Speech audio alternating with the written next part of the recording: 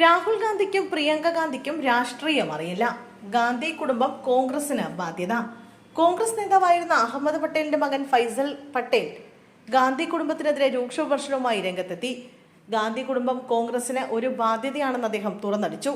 രാഹുൽ ഗാന്ധിക്കും പ്രിയങ്ക ഗാന്ധിക്കും രാഷ്ട്രീയം അറിയില്ല എന്ന് ഫൈസൽ പട്ടേൽ ആരോപിച്ചു. കോൺഗ്രസ് നേതൃത്വത്തിൽ നിന്നും ഗാന്ധി കുടുംബം ഒഴിയണമെന്നും അദ്ദേഹം ആവശ്യപ്പെട്ടു. ബീഹാർ തെരഞ്ഞെടുപ്പ് തോൽവിക്കും തുടർച്ചയായുള്ള പരാജയങ്ങൾക്കും പിന്നാലെയാണ് നേതൃത്വത്തിനെതിരായ വിമർശനങ്ങൾ ശക്തമായത്. കോൺഗ്രസ് നേതൃത്വം ശശി തരൂരിന്റെയോ അല്ലെങ്കിൽ ഗാന്ധി പിന്തുടർച്ചയുള്ളവരെക്കാൾ 25 മടങ്ങ് കഴിവുള്ള മറ്റ് അർഹരായ നേതാക്കളുടെയോ കൈകളിലായിരിക്കണമെന്നും അദ്ദേഹം ആവശ്യപ്പെട്ടു.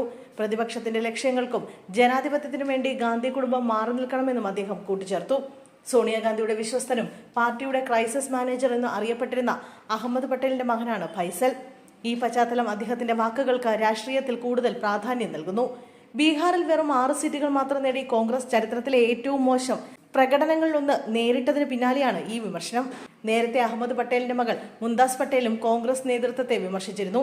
ഇനിയൊരു വിജയത്തിനായി കോൺഗ്രസ് പ്രവർത്തകർ എത്ര കാലം കാത്തിരിക്കണമെന്നും കസേര മോഹികളായ നേതാക്കൾക്ക് മാറ്റമില്ലാത്തതാണ് പ്രശ്നമെന്നും മുംതാസ് വിമർശനം ഉന്നയിച്ചിരുന്നു.